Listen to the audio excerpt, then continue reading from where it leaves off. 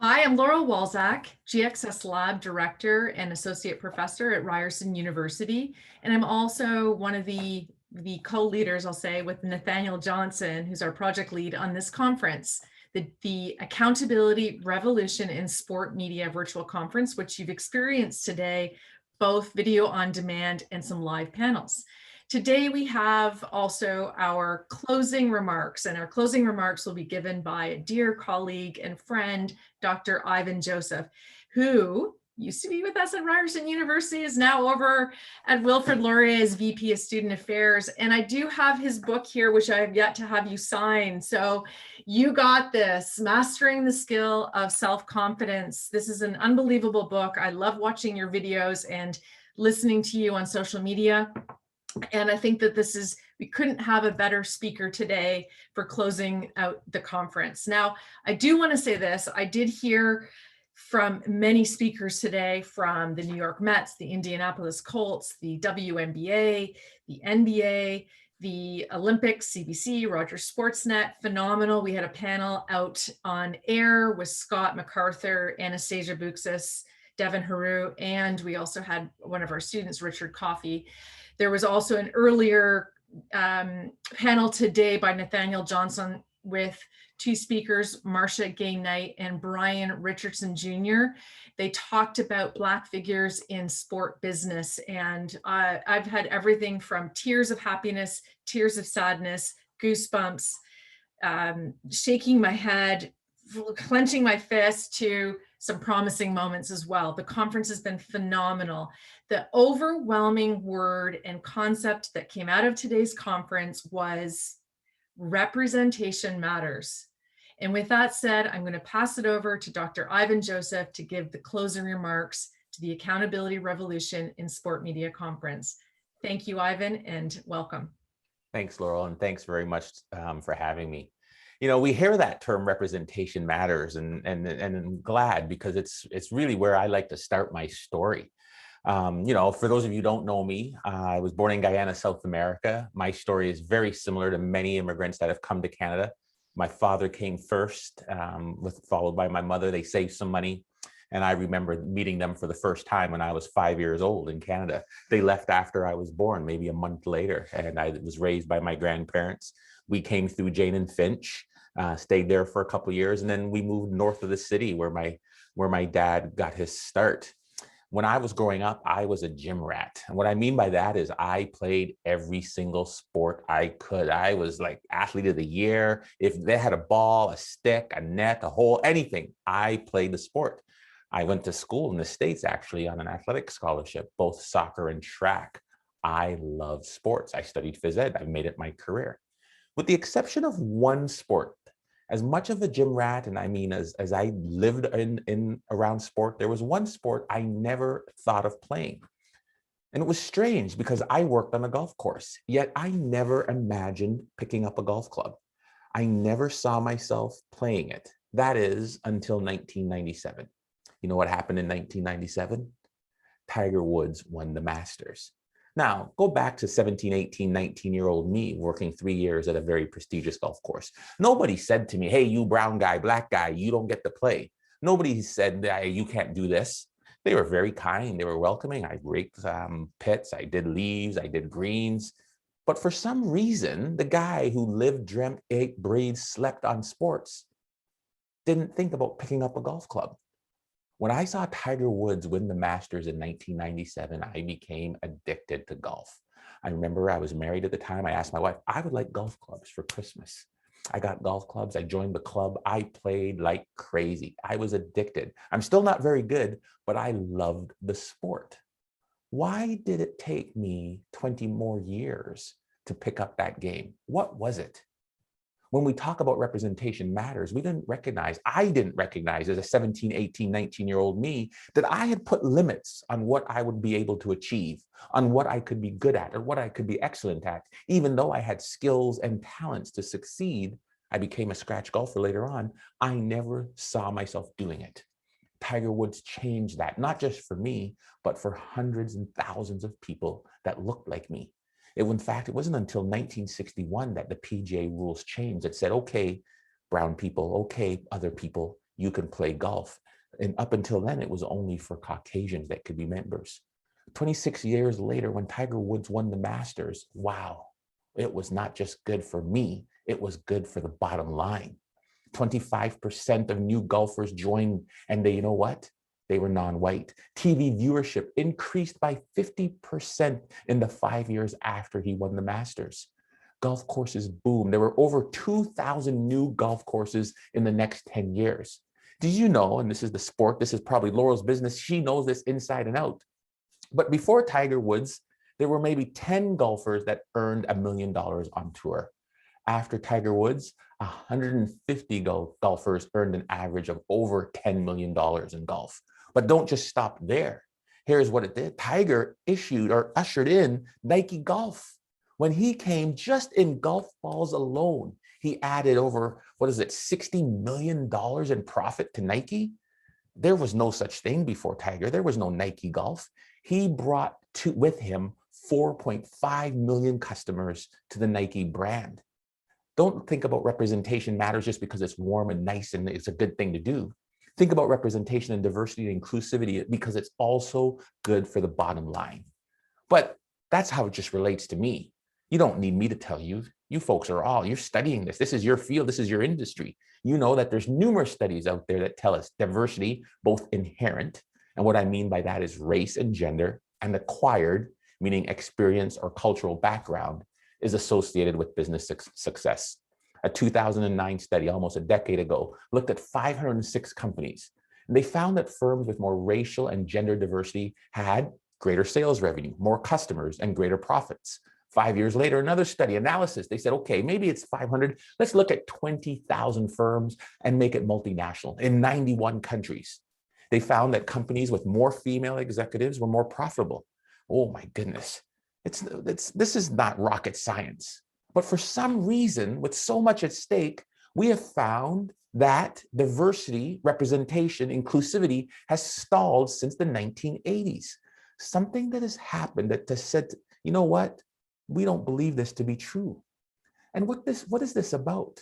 We have this inherent belief that we like things easier, meaning we want homogeneous teams to feel like they work and they make it easy for us to look and move. What do I mean by that? I remember reading this study about a 2009 study of fraternities and sororities. It was published in the Journal of Personality and Social Psychology. And if you know what a frat is and a sorority is, you know, they all got the same secret handshake. They might look alike. They might have similar values. They got the code, all these sorts of things. Not, and I was a member of one, so I'm not saying they're bad things or, there's good and bad in all these different types of groups. But, fraternities and sororities, they convey a powerful sense of group identity. They have the similar political and religious affiliation, they have similar values. What they did is, this journal did, is they said, okay, folks, I want you to come and I want you to solve this murder mystery. All right, you're gonna have 20 minutes and I want you to tell me who did it. And it's like similar murder mystery, there's these clues that drop along the way and you guess at the end of 20 minutes, the professor in the library with the candelabra, and somebody else would say, no, definitely the plumber in the basement with the pipe wrench. Okay, not bad. At the end of the 20 minutes, they say, how easy was it? Pretty good. How confident are you? Yes, I'm pretty confident. All right, nice job. Then what would happen is they would put these teams, these individuals, into groups of 3, right? With their fellow members. So 3 members from your same frat house, 3 members from your same sorority. Okay, solve the same puzzle, solve the same problem. But here's the catch now. 5 minutes into their 20 minutes, they would add a 4th member to their team. But the 4th member to their team that they would add would either be from the same frat, oh, nice, or from a different frat. Ugh, this is a little bit awkward, as you could imagine. And they would have to go along and say, okay, how was it? How did it go? How did it feel? Was it happening? Did it go? Who did it? Professor in the library with the bookshelf. No, definitely the plumber with the pipe wrench. And they would then have to weigh in. How do you feel it went? And the team that had the same 4 people from the same frat or sorority, that went smooth. Oh, that was great. That was awesome. Yeah. I feel really good and confident about our answers. How smooth was it? No problem. Okay. And then they took the team that had the 4th member that was from somebody place else. different values, different system, different frat. How was it? It was awkward. How tough was it? It was hard work. How confident are you of your answers? We're not very confident. Wow, this makes sense. Team that has the same beat, same rhythm, homogeneous team, we would think they would move along. They got their groove. They know how it is. And dealing with an outsider from your group, it would cause friction, and which would make us feel like it's counterproductive. But here's the truth of the matter. Their judgments were wrong. Among the groups where all three individual members didn't know the correct answer, adding an outsider doubled their chance of arriving at the correct solution, right? So what I'm saying is, if you brought somebody in that, even though it felt harder, even though it felt like it was more work and there was more conflict, you were twice as likely to get the right answer of who did the murder mystery. The work felt harder, but the outcomes were better. Simply put, working on diverse teams produces better outcomes precisely because it's harder. And this goes against many of our intuitions. We don't believe it. What this is that we as human beings want to go with the flow. In my field of psychology and sports psychology, going with the flow is called fluency heuristic, a common bias that you have to guard against, that you have to be mindful of. We want things to be easy. We want to follow the groove, follow the path. We want to be on automatic. But if you are willing to do a little bit more work, if you're willing to interpret friction and different perspectives as something that is good for the outcome and good for your soul, good for the team, good for the organization, excellence happens. Absolutely, diversity will create conflict. Diversity will create tension. Yes, you're hearing me say it, but you can't get to the excellence if you're not willing to weather that storm and interpret the diversity and the conflict and all that friction as being good for the bottom line. You know, we're thinking, well, you know, yeah, but that's not me. I don't have that kind of bias. That's not my issue. That's not where I go. You know, I'm not part of that system. I'm not doing any of those things. I live and I work in downtown Toronto. I'm strong, I'm powerful, and I'll take that. We don't even understand how much we are part of the systemic challenges in the sport industry. I'll never forget when I came to Ryerson University 10, 12 years ago, and I wanted to make some changes. And I looked across our director of our athletic program, and we were a very, very homogeneous group. And that's a politically correct way of saying that we were really white in our department. We did not reflect our organization. We were very male in our department. We did not reflect our organization. And when I mean our organization, I mean the city that we were a part of. We were predominantly male. All our male coaches were coaching our female teams. All of us were very, very from a very similar look and feel. And I remember, well, I got this hire. I got a basketball coach. I'm going to look to hire some diversity here. And as I went through the HR process, I recognized that all the pieces and all the marketing material and all the job descriptions, they had this thing where you must have 4 to 5 years of university experience, which makes sense. You don't want a high school coach, or you don't want a club coach, or you don't want a guy from kindergarten. You want somebody who's worked in the university system, who knows how to recruit, who knows how to do all these different things. But when I looked across what was then the CIS, or what is now U Sport, and I looked across the university landscape, there was not a single, at the time, male racialized coach that was coaching in the division. And so how could I create diversity when there was a systemic barrier in place, which was the job description and the job requirements? And I remember having to go to the president and having to go to HR and saying, we've got to remove this qualification. But if you do that, we're not going to get somebody good. What do you mean? Right? I know I can teach them what they need. I can bring in what they have. But we equated that barrier, because we didn't even see that was like, okay, well, only promoting within, we're going to create this cycle going, because everybody was recruiting their people and people who looked like them, who acted like them from their same circles. I reached into high school and I picked a coach named Roy Rana. The rest is history. Roy, with his high school experience, who had a winning record, went on to help us win our first ever conference medal, our first ever national team medal. And now, as you know, he's on his way and coaching at the NBA. I would love to take credit for his rise and his success, but that truth is the furthest thing. All I did was remove a systemic barrier. When you're thinking about diversity and equity and inclusion and creating opportunities for females or males, people of different gender identity, what systemic barriers are in place that you have to break down? What are the things that you have to look at that you might not even be aware of that are creating these different challenges that make it so hard for people to have an opportunity? And I know you've probably today learned about some of the biases, but recognize that they're out there and there are more of them that you think. You have to make sure that you're insisting on changing the way that we do, because we don't even recognize that what happens when our systemic biases are happening is we're limiting the opportunity for people to have a chance.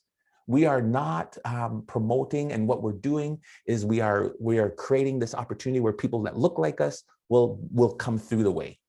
And so what I mean by that is you've got to be careful and you've got to stop referral hiring, meaning, hey, you're a friend of mine. Hey, I know this person. Yeah, come on in.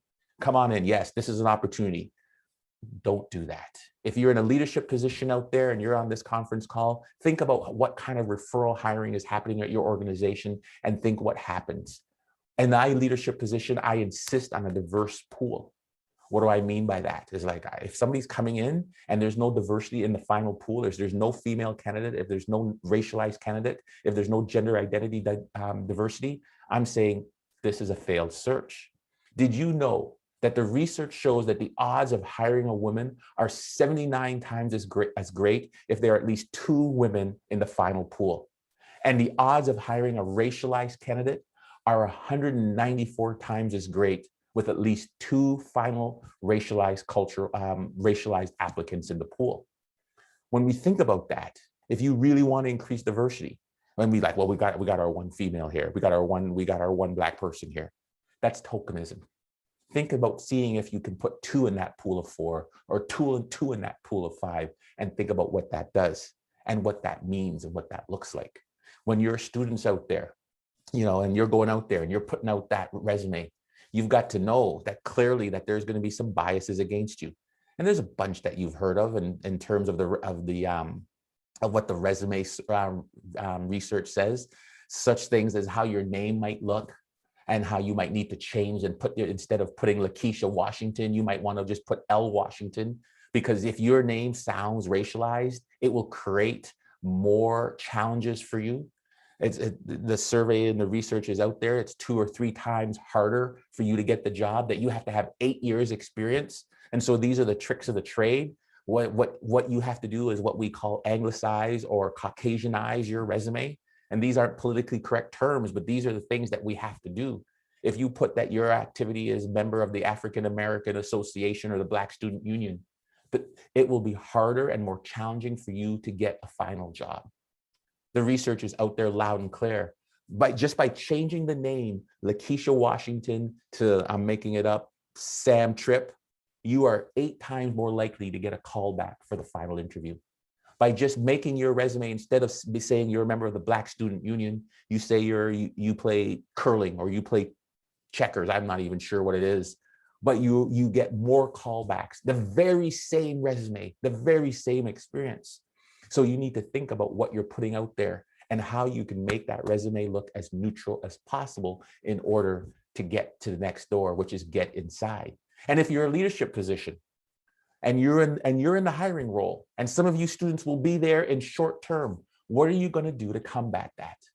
What are you going to do to make sure that you're looking at all these types of biases, these affinity bias, where you favor people who look like you or have similarity to you, who went to the same college or grew up in the same town, or affinity or halo effect, where you give something where somebody has, oh yeah, they did something really good here, and then that you let that same effect go everywhere else, and you say, yeah, no, absolutely, they must be really good because they did this over here. It would be like me going in and saying, okay, Bob Bob was the captain of his Dartmouth High School team in 1997, and so he must be a great leader here in 2019. Let's ignore all the other mistakes and errors and blunders he made. The horn effect bias, I think, is really important. When we look at something, one negative trait, and apply that to everybody else. I'll never forget one time I was on a job interview and a racialized female came in, and she didn't have what I'll call the traditional proper 3-piece suit business look and feel. And it was like, it was wearing a different color, and like, why would she wear that burnt orange color? That's so unprofessional. And I remember saying to the candidate, to the leader of this thing, it's like, listen, As a brown person, as a black person, as a black man, that's the color I wear because I want to pop. We're not wearing blue and black when you're in this color. You want to be remembered. You wear a color that sets off against your skin. And so where one person was interpreting that as them being unprofessional, having a diverse person on that pool and being able to interpret those actions are very different. In the world of sport, we have these biases that we have to combat. I'll share one last bias with you and how it interpreted. I'll never forget the time at Ryerson when I was the volunteer soccer coach. And it happened to be the year we went 10-0 that year. And we were the #2 team in the country. We set a record and we qualified for the national tournament. The very first time Ryerson ever qualified for the national tournament. And at the end of the year, I didn't get an OUA championship award, meaning coach of the year. And I remember the York coach coming up to me and apologizing. He was like, hey, listen, I'm a volunteer. I don't need that. He goes, no, it wasn't right. And what he said to me was really stuck with me. People didn't vote for you because they thought that, you were lucky because you had this one player. His name was Alex Berletic. Everybody you were lucky because you had him. It was interesting. One of the things you'll notice is that with racialized and female candidates and leaders, they are more likely to assign your success as luck, your excellence as something that's just by chance. It's called the attribution bias. And I just want you to be mindful of it to make sure that when you hear it, you stomp it out. And I say that because the year before, the person that was undefeated was the national coach of the year. The year after, the person that was undefeated, again, national coach of the year. In fact, if I look back in the last 4 or 5 years, anytime there was a 10-0 coach or a 14-0 coach or a 12-0 coach, they won the national coach of the year if they went to the national tournament. I say this because I didn't need the national coach of the year. I was a 40-year-old man with a PhD and already had success and won championships. But if I was 27 or 25 years old, that would have made a difference. That would have made a feather in my cap and opened doors for me and opportunities. But these systemic biases and challenges, they limit our ability to have success. They limit our ability to succeed. But I don't want you to leave you with that frustrating piece. I don't want to leave you with that piece of anger of my piece. I want you to leave you with some things that you can do to create a welcoming and inclusive environment for people.